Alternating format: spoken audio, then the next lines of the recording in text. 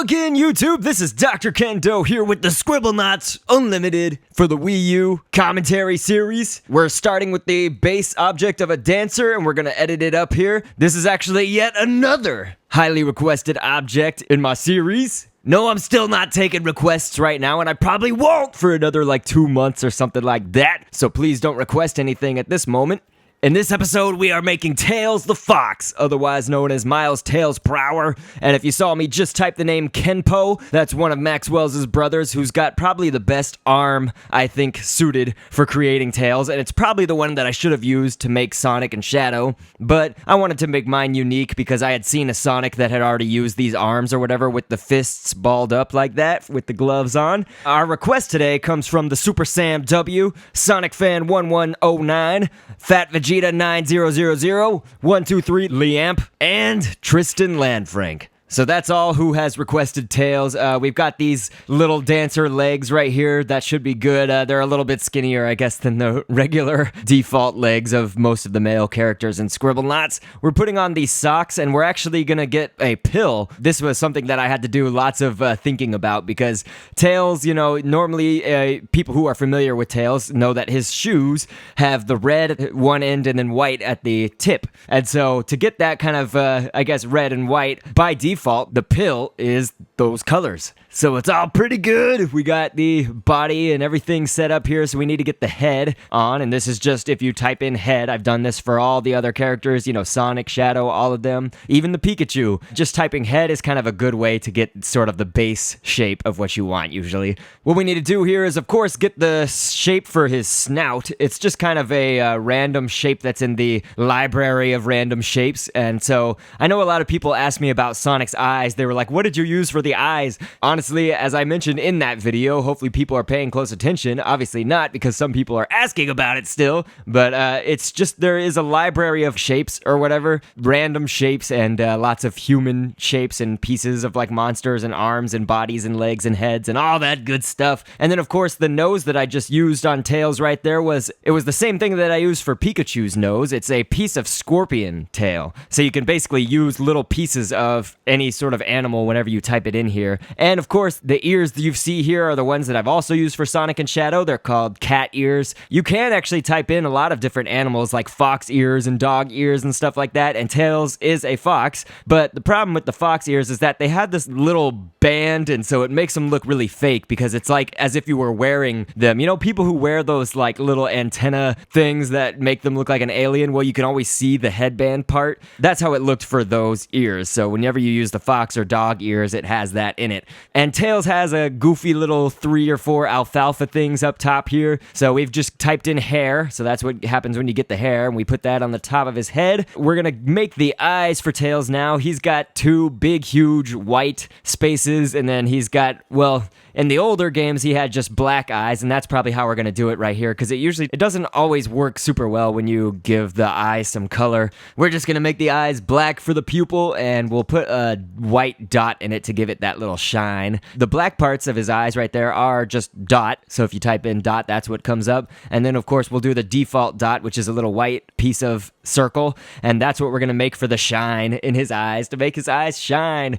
Doesn't this already look like Tails? That's pretty fresh. And so we're going to make right here just an oval. That's all you got to type, or you can look it up in the geometry library, as I like to call it. And so here we've got fox, and this is what I'm going to use for his tails. What better than a fox, right? It actually comes out the color that I need it too, so that's pretty sweet. So he is going to have 2 of these because Tails has 2 tails. And unfortunately, we won't be able to make them move or rotate or whatever.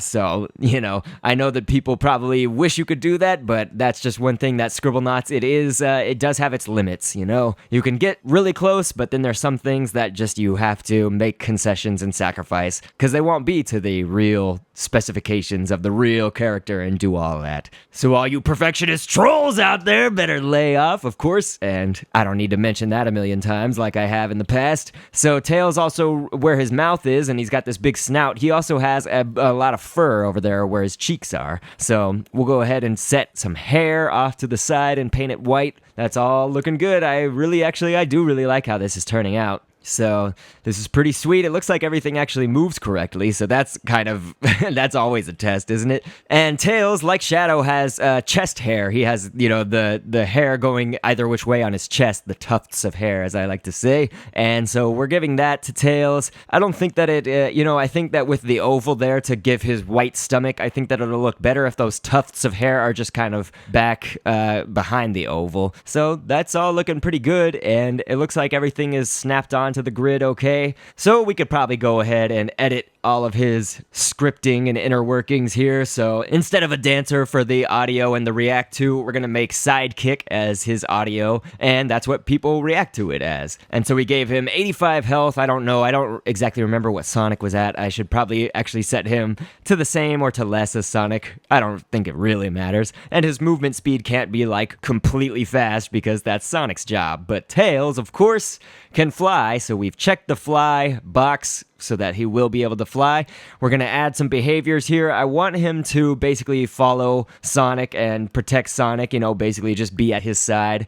So the way that I edited my Sonic, which if you guys haven't seen it, it's a Scribblenauts commentary number 8. I set him as a hero so that objects react to him as a hero. And so with that, we've got Tails set to follow and protect Sonic, or heroes, I guess. So if you placed any hero out, Tails would go and follow and protect it. But that's okay, right? Tails is just a loyal sidekick. I know he's a favorite character of several of my subscribers. So if you guys are out here watching this one, then I'm sure that you'll like it a lot here that we're creating him. Just as a frame of reference, you know, I normally do take requests from subscribers. Right now, I'm not taking them. I don't know how many times I have to say it, but apparently I have to say it every episode, and it still doesn't work because people still request things. But again, I won't probably take new requests for items until probably about 2 months from now, I'm gonna guess. It's probably gonna be a long time. And unfortunately, no, this doesn't mean that, you know, some people think that it's okay to be like, hey, Dr. Kendo, when you're taking requests, can you make this? That's basically just like a request. So it's like, why would I be able to take that if I'm not taking normal requests? You know what I mean? So it's like, how could I just take that request? That would be just like taking requests normally. So let's see what happens when Tails, we've got him out here. Let's go ahead and put Sonic out. And yep, he followed him.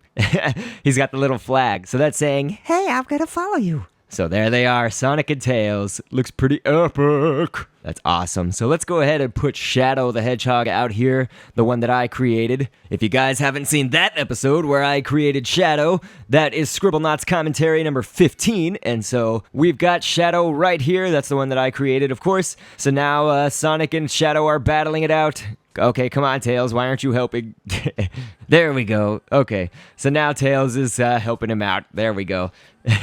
Sweet. So they are fighting, and yes, if you got both of them, Shadow stands no chance, of course. So that was pretty dope. I know that I did have 1 or 2 suggestions saying, Dr. Kendo, you should do like 9 objects per one episode. And normally in my episodes, I do actually do about 4 to 5 objects or so. Well, maybe it's like 3 to 5 objects on average. But whenever I'm doing like a important figurehead in gaming, I usually just limit it to that one so that we can just highlight that one. And plus, it's like so many people requested that one, so I'm getting like 6 people's request out of the way just from that one object. So I really want gaming figureheads or important figures to be highlighted in just one episode. So hopefully that explains the basis for why I did this. I hope everybody enjoyed the Tails. And to the trolls, if you'll actually pay attention, please stay under the bridge and don't leave any comments because I love how this Tails appeared and he's perfect. So I really don't care what could be changed about it. So step off with those comments. Otherwise, thanks to everybody who's a subscriber that is supportive. And I hope that you guys are enjoying my series because I definitely enjoy putting this out for you. So I will catch you on the next vid, and thanks for viewing. So you can be the viewer and